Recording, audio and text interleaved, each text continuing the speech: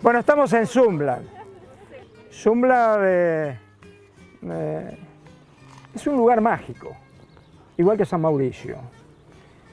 Es un lugar mágico porque nos enaltece decir que estamos en un lugar al que hemos llamado, y esto también es como dijo Jorge, también es referencial, porque fui el autor de la ordenanza que lo declaró a Zumbla tierra de escritores. ¿Y por qué tierra de escritores? Porque de este lugar, de 54 personas que viven, salieron o pasaron 5 escritores que son, no me cabe ninguna duda, en función de sus obras, que después vamos a leer algo cuando estemos adentro. Yo los voy a seguir molestando porque les voy a seguir dando un poquito de clase. Vamos a leer algunas cosas de estos 5 escritores, éditos todos, y de muchísima calidad y con distintos géneros. Por eso digo, este es un lugar mágico, porque van desde los más jóvenes, como Pinassi, Andrés Pinassi, que vive hoy en Bahía Blanca y que es un colega además, doctor en geografía, un técnico en turismo de la Universidad del Sur, miembro del CONICET. Después vamos a hablar todo su currículum, hasta Cuadrado Hernández, un poeta costumbrista del lugar, donde nos narra en tiempos en que había que narrar a través de la poesía, algunas cuestiones que eran festejadas en el lugar, con su visión progresista.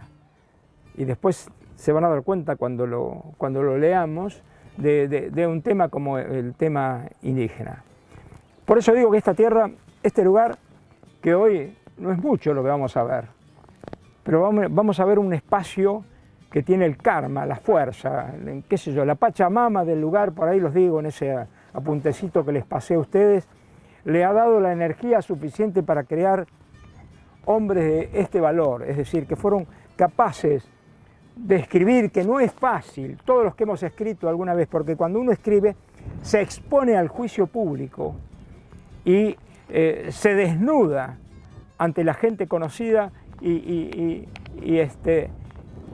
deja ver toda su línea de pensamiento. No es fácil escribir, imagínense si es fácil escribir en lugares como estos, tan pequeños, y convertirse en escritores de nota. Así que estamos, además de observando lugares fantásticos, vamos a pasar por lo de Pinassi, que era el lugar donde alguna vez los que pasamos por acá por el camino entramos a comprar la galleta de Pinassi, que era hecha en el horno de leña, los ferrocarriles tan destruidos como todos los ferrocarriles en este país, que tenemos la clara visión de romper todo lo que sirve, ¿no es cierto?, y no dejar nada a las generaciones venideras. Acá tenemos la prueba de esto, la estación, la casa del cambista, toda una organización de este ferrocarril que no era nada más y nada menos que la conexión de todos estos puntos con los puertos, ¿no es cierto?, esta parte del ferrocarril oeste, que está descrita por una de las escritoras que después vamos a ver en uno de sus libros, la comprenden las generales de la ley de los ferrocarriles argentinos. Y bueno, vamos a ver, nosotros vamos a caminar un poquito por aquí, vamos a dar la vuelta por la cancha de paleta que está allí, vamos a ir a un parquecito de niños muy lindo que se ha hecho, ¿no es cierto? Vamos a visualizar la escuela número 12, que está muy linda también, y después vamos a ver el punto número 1, que es donde, el punto número 6, que es la última parada. Todas estas digamos, este recorrido histórico que se arma tiene una fuerte colaboración de la Universidad del Sur, la Universidad de Bahía Blanca. Ellos participaron justamente con Andrés Pinassi, que es alumno y además hoy profesor en la propia universidad, tuvo la inmensa deferencia de volver a su pueblo, de venir aquí y armar este recorrido histórico, y ubicando cada uno de los lugares. Y además hicieron una compulsa en donde se votó para poner los nombres a las calles. Nosotros participamos en la colocación. Ofelia Cortesi, me acuerdo, Ofelia Cortesi es la madre de Darío Fritz, que es uno de los escritores, que vivió aquí, estudió aquí en la escuela número 12, y después, bueno, tuve el honor de que fuera alumno mío en el Instituto América, en América. Y bueno, Pinassi, un apellido absolutamente ligado a este lugar. Y vamos a ir viendo las calles en donde se fue votando para darle la denominación a cada una de las calles que hoy tiene Zumbla. Esto les cuento. Y bueno, comencemos a caminar y van a ir surgiendo cosas. Ustedes vieron los cañaverales, vieron cuando pasamos el canal, esos cañaverales fueron colocados cuando se hizo el ferrocarril, porque las cañas contenían justamente la voladura de los médanos. Los médanos eran móviles en estos lugares, en temporada de sequía. Nosotros venimos por la vía, el camino estaba abajo justamente, y las cañas protegían a las vías para que no los tapara la arena, porque eso hacía que los trenes descarrilaran. Están los tornillos, vi uno cuando veníamos, vi uno, y alguna vez yo tengo un montón en casa que los juntamos, nosotros veníamos parando y juntando los tornillos del ferrocarril, justamente que estaban tirados. No, yo los juntaba, no era porque rompiera el auto, sino porque los quería tener, no era otra cosa. Miren qué curioso, cómo son las cuestiones climáticas. En el lugar donde están las cañas para contener los médanos, estuvo en alguna época la inundación. Es decir, el cambio de régimen de lluvias hizo que justamente los lugares que en otra época se volaban por el producto del viento y de la sequía, ahora estuvieran inundados. Esas cañas estuvieron bajo agua. Bueno, acá estamos en la parada número 1, que me parece fantástico esto, ¿no? que armó Andrés con la Universidad Nacional del Sur. Y la estación de trenes, punto A, punto B es la antigua vivienda del cambista y la antigua vivienda del guardahilos, que eran los cambista y guardahilos, que eran los justamente colaboradores del ferrocarril. Aquí hay una historia muy linda que cuenta, y se las voy a recomendar que la lean en la página Escritores de Rivadavia, entren y la van a tener. Elena Huguet, cuando se casó con 20 años y vino a vivir a este lugar, y cuenta en la primera parte la llegada desde González Moreno, el lugar donde ella vivía, en un tren de carga hasta acá, 30 kilómetros de distancia, tardó 5 horas, el tren, 5 horas. Y lo más anecdótico, bueno, lo más anecdótico de todo fue la bajada que hizo, venía con su abuelo, o el abuelo de su esposo, ¿cómo era? El Piñero, de Piñero, que era su esposo, baja en Valentín Gómez a comprar a un boliche que había, a comprar elementos para comer, y apareció con una galleta grande y fiambre y un sobre todo largo, por supuesto con corbata, porque para viajar había que vestirse de una manera determinada, en un tren que entraba a tierra por todos lados, porque además era un tren de carga y ellos venían, como eran ferroviarios, venían en el trencito, en el vagoncito de cola que había al final. Y bueno, y hace una descripción mágica de lo que era un tren en ese tiempo. Yo les estaría hablando de cuando ella se vino a vivir a este lugar, en donde lo describe con una destreza tremenda. Nadie como ella describe este pueblo en aquella época, con su cancha de paleta, con los 3 almacenes que había, la carnicería, todo lo que había precisamente en este pueblo. Elena Huguet, que es parte de este lugar.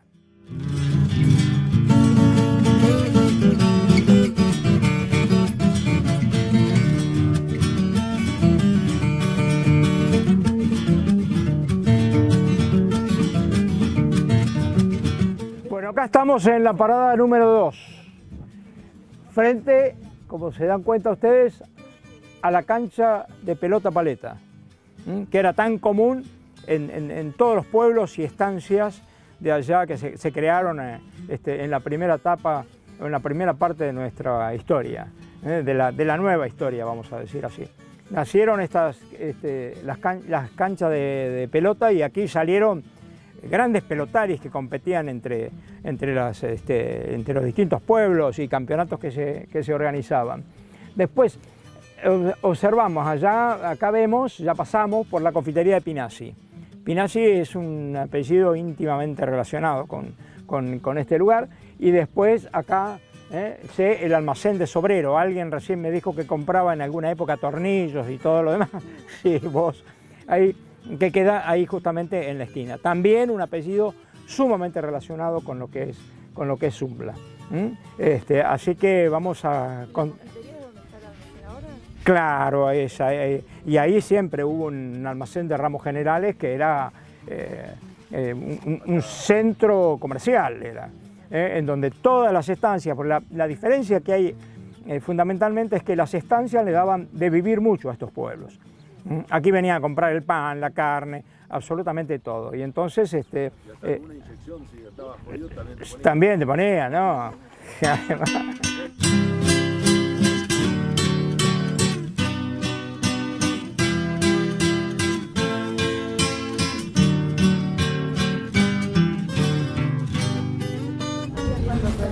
Bueno, acá estamos en la parada número 3. El parque infantil, como ustedes ven, ya ocupado, los chicos jugando. Tenemos la carnicería de Galván en el punto B y la confitería Barraca Carrasco en el punto C, en el croquis. Sobre la esquina estaba la carnicería del señor Galván, allí, enfrente. Enfrente. Y en diagonal había una confitería y bodegón, es decir, en diagonal, acá tenemos el parque, una estaba en una esquina y la otra estaba en otra esquina. Una estaba en una esquina y la otra estaba en otra esquina. Una confitería o bodegón en el que se realizaban bailes, con el tiempo se transformó en una barraca. Saben todo lo que era una barraca, un lugar donde se vendían los cueros y frutos del país, decíamos en esa época, ¿no? La venta de cueros y frutos del país. Está. Avanzamos.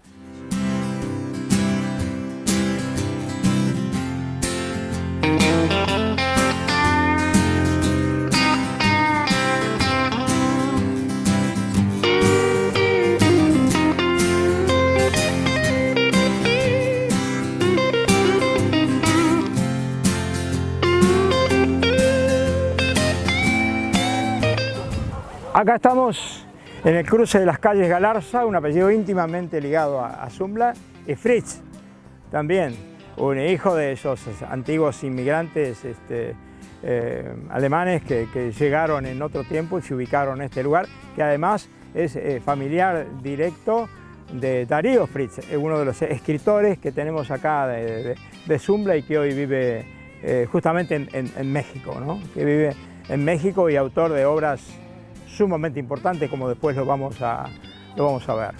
Bueno, avanzamos hasta la escuela, así la vemos un poquito más cerca.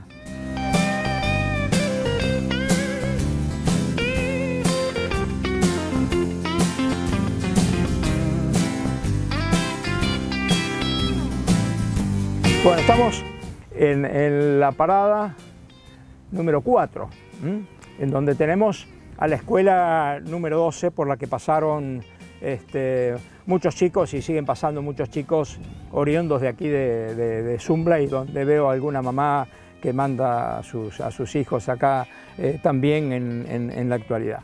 Cuestión que siempre a uno llena de orgullo haber pasado por una escuela de esta característica, absolutamente sarmientina.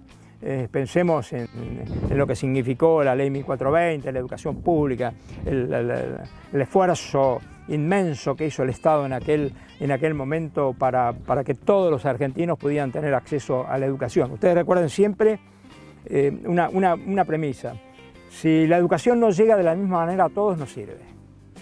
Si no nos alcanza a todos por igual, no sirve. Y aquel que crea que es un gasto inmenso tener una escuela en Zumbla o tener un secundario en Roosevelt no entiende nada. no entiende absolutamente nada, porque la educación es una inversión a la que tiene que acceder la mayor parte de la gente, pero con la misma, lo más importante, con la misma calidad educativa, porque la educación pasa sin duda por la calidad.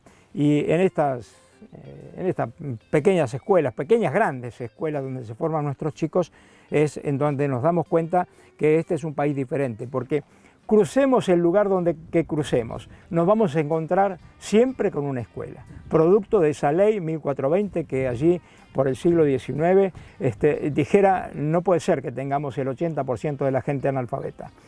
La cuestión que surgió del primer censo nacional que ordenó hacer Sarmiento. Entonces tenemos que salir a combatir el analfabetismo, y ese analfabetismo se combate justamente con las escuelas. Así que aquí estamos en la parada número 4, honrando la Escuela 2. Yo quiero decirles que estamos ubicados nosotros en tierras al otro lado de la zanja, para que comprendamos. Ya dejamos la zanja de Alsina, somos pajueranos. ¿Saben cómo es el tema del pajuera? Pajuera de la zanja eran los pajueranos, los que vivían de este lado eran los pajueranos. Los del otro lado no, esos no eran pajueranos. Pajuerano era pajuera, por acá. Y estamos en tierras que fueron afectadas por la ley 947, que impulsa, la ley 947 es la que impulsa la recaudación para las campañas al desierto. En 1876 se hace la zanja, 1877, en 1877 enferma Alsina y muere a fines de 1877, y se hace cargo, a pesar de que no quería, se hace cargo Roca en 1878.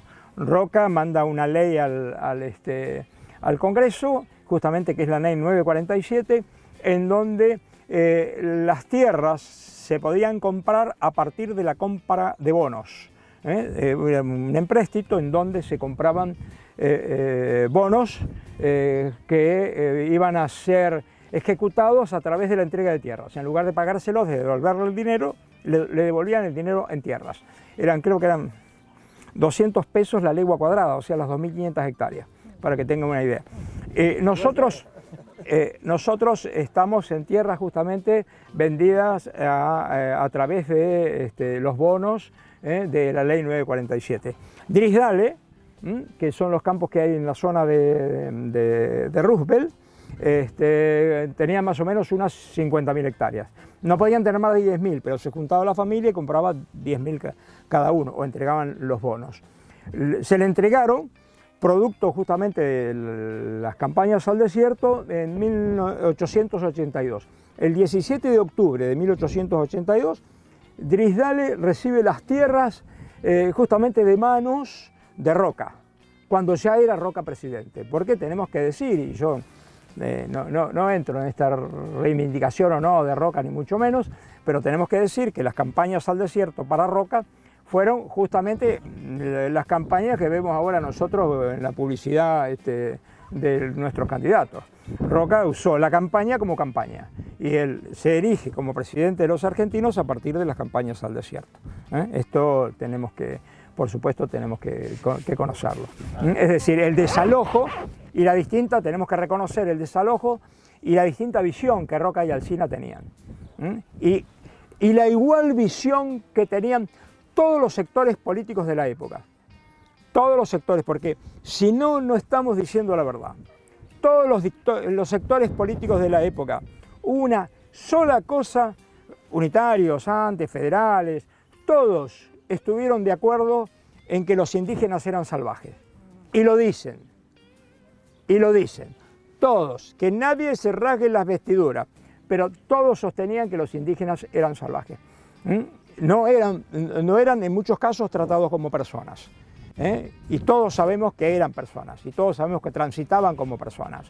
Y en esto tenemos que hacer el mea culpa histórico, y hacer este reconocimiento y nuestro homenaje a ellos, que también eran personas que poblaron nuestro lugar desde los ancestros, desde siempre, que transitaron primero caminando y después a caballo, que se hicieron cargo de lo que se tenían que hacer cargo. y que después vamos a leer una poesía de Cuadrado Hernández en donde describe muy bien lo que pasó con ellos. Así que, bueno, disculpen la introducción, pero me parecía que... enseñamos en las escuelas. Sí, seguramente que lo enseñan así, pero a veces los acontecimientos históricos nos llegan a ser ambivalentes, o sea, o nos vamos a la reina fortinera o nos vamos a que todo estuvo mal hecho, ¿no es cierto? Y tenemos que tener la claridad como para darnos cuenta de buscar el equilibrio. Esto es lo que a mí me parece. ¿De acuerdo? Seguimos.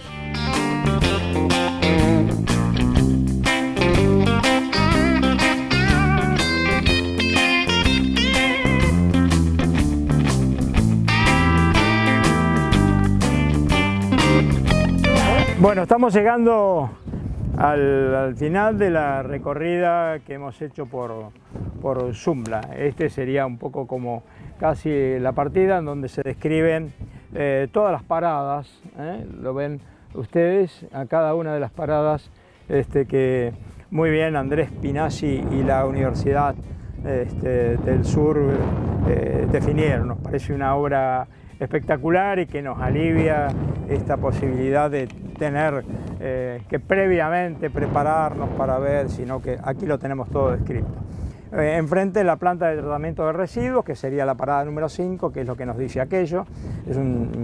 Da la posibilidad de la desintegración de la basura, la clasificación de la basura, y la biblioteca Tierra de Escritores. Cuando se declaró con la ordenanza que ya les mencioné, Tierra de Escritores a Zumbla, se hizo esta biblioteca en honor justamente a esos escritores, que ahora vamos a parar un segundito nada más antes de almorzar. Allí en el cartel les voy a leer alguna cosita de cada uno de los escritores y pasamos justamente a almorzar, a un merecido almuerzo. Bueno, y aquí estamos justamente a través de la ordenanza 4179 del 19. En América tenemos o en el partido de Rivadavia, que debiera llamarse América, no Rivadavia, sino debiera llamarse América, tenemos la posibilidad, los ciudadanos que no alcanzamos o que no somos concejales, de presentar alguna iniciativa. ¿No es cierto? Bueno, yo en este recorrido les mostré Kerla Lobo, que lo designamos a través de una ordenanza que presenté, una ordenanza por el Fortín Olavarría, esta ordenanza declarando a Zumbla Tierra de Escritores, producto de esto que yo les comentaba hoy al principio, que es conmocionante que un lugar como este, de 50 habitantes, o 54 creo que hay registrados, tenga justamente esta cantidad de escritores, estos 5 escritores, pero no gente que escribe, escritores de nota y con una opinión sumamente fuerte y muy propia, que yo voy a tratar de mencionarlos. El primero de ellos es Manuel Cuadrado Hernández. Manuel Cuadrado Hernández es un poeta costumbrista, justamente que era autodidacta. Él nació en Bolívar y se afincó acá, compraron un campo con su familia y se afincó justamente en este lugar, pero absolutamente autodidacta, no creo que superara, y si lo tenía, el 6º grado de aquella época. Y cuenta la historia, recién alguien me lo recordaba, que tenía un poco la cara lastimada por las luces de las velas, porque cuando venía de arar y se quedaba la noche, se alumbraba con velas y se ponía a escribir.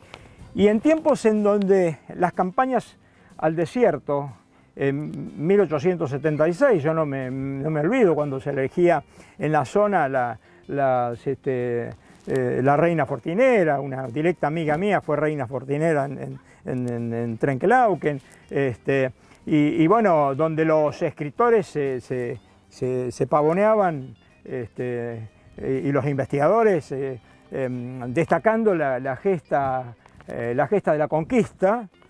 Cuadrado Hernández escribía algo como esto que les voy a leer. Contemplo el extenso llano y acuden a mi memoria pormenores de la historia de nuestro suelo pampeano. Y pienso como el paisano, con refinada malicia, la mano de la justicia de quien ganó aquí la guerra, lo despojó de la tierra con insaciable avaricia. Había que decirlo en ese tiempo. Había que plantarse en estos lugares en donde la conquista del desierto era darle luz al desalojo.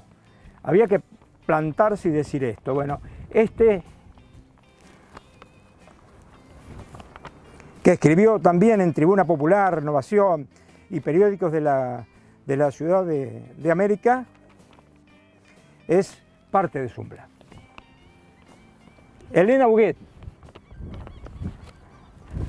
fue capaz de escribir con su pluma mordaz y decidora en su capítulo Mi llegada a Zumbla: cuántos años pasaron y sin embargo ese día se grabó a fuego en mí. Llegué siendo una linda muchacha con poco más de 20 años, queriendo dominar el mundo, lo mismo que una reina o una diosa, describiendo con total verosimilitud lo que fue ese viaje de 5 horas entre González Moreno y Zumbla, distante apenas 30 kilómetros.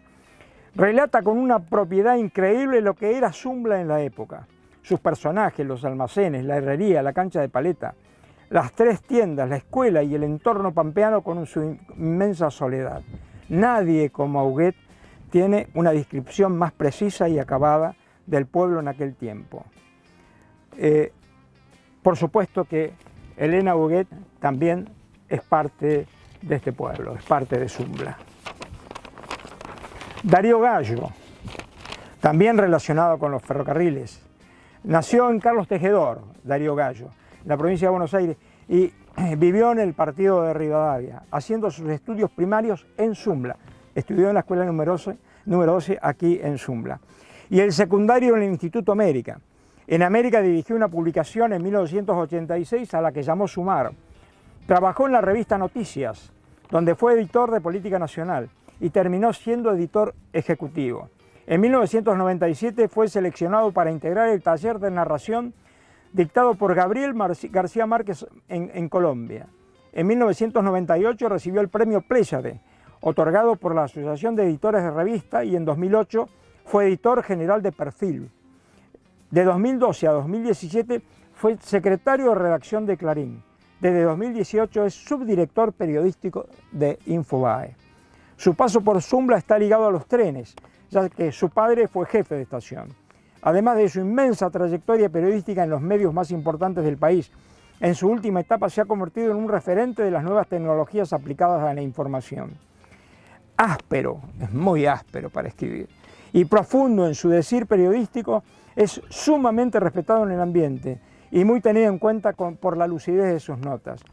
Su obra literaria más importante, El Coti, biografía no autorizada de Enrique Nosiglia y publicada por Editorial Sudamericana, encarna una minuciosa investigación acerca de uno de los líderes políticos más enigmático de la Argentina de los 80. Tengo el honor que Darío Gallo haya sido alumno mío y también es parte de Zumbla. Darío Fritz, vieron calles con el nombre de Fritz. Darío Fritz nació en Zumbla, Argentina, en 1966. Se graduó en La Plata e inició su carrera periodística en Buenos Aires, radicándose en México en 1992. Vivió 16 años en Zumbla. Fue corresponsal de la revista Noticias y de Radio Baires. Ha sido reportero y editor de los periódicos Siglo XXI, Reforma, La Crónica de Hoy, Milenio Diario y El Independiente. Con la muerte en el bolsillo, obra escrita en conjunto con María Inés Gómez, desentraña cómo operan los cárteles más destacados desde el punto de vista empresarial. Cuáles son sus códigos internos, conexiones, vínculos, la guerra descarnada por el poder, sus relaciones con el gobierno y el ejército. Quiero recordarles que Darío Fritz vive en México, para que tengan una idea, y cualquiera puede escribir en Zumbla estos temas. El tema es escribirlos en México, justamente el tema de los cárteles de la droga. Con el ritmo de las mejores novelas policiales, la obra consigue retratar de la manera más veraz de la violencia, la miseria y la batalla de un negocio cruento, al que pocos se le animan porque se ha ido metiendo en la médula y los bolsillos de campesinos, profesionales, policías, militares y funcionarios. Aborda en otros trabajos el tema de la seguridad de los periodistas y otras historias en el libro rojo segundo del Fondo de Cultura Económica. Bueno, Darío Fritz también es parte de Zumbla. Andrés Pinazzi, apellido como Fritz, ¿no? Íntimamente ligado al medio. Nació el 6 de diciembre de 1984 en la Ciudad de América. Residió en Zumbla hasta los 18 años. Cursó sus estudios primarios en la Escuela 12, culminando la etapa de educación primaria en Fortino La Barría. En el año 2003 comienza sus estudios terciarios en una de las sedes de la Universidad Nacional del Sur, en la localidad de Tres Arroyos, recibiéndose a los 3 años de estudio de técnico universitario en emprendimientos turísticos. Está muy relacionado con lo que nosotros estamos haciendo. En 2006 arriba a Bahía Blanca para continuar su formación, alcanzando el título de licenciado en turismo. 2 años después, en 2009, comienza a desempeñarse como docente e investigador en el Departamento de Geografía y Turismo de la Universidad Nacional del Sur. En 2012 obtiene el título de Magíster en Gestión del Patrimonio Arquitectónico y Urbano en la Universidad Nacional de Mar del Plata. En 2016 el de Doctor en Geografía en la Universidad Nacional del Sur. En 2017 el Consejo Nacional de Investigaciones Científicas y Técnicas, CONICET, le otorga una beca que le da la posibilidad de realizar un posgrado en Ciencias Humanas Sociales en la Facultad de Filosofía y Letras de la UBA. En todos los casos, la temática de investigación siempre giró en torno a la valoración del patrimonio cultural y su vínculo con las actividades de ocio, como el turismo y la recreación desde la perspectiva de la ciencia geográfica. Su obra más importante la tituló Patrimonio Cultural, Turismo y Recreación, el espacio vívido de los bahienses desde una perspectiva geográfica. Bueno, Andrés Pinazzi también es parte de Zumbla. Así que yo les agradezco, los aplaudimos a ellos que son los que le han regalado lo que han hecho a su pueblo. Y vamos ahora sí a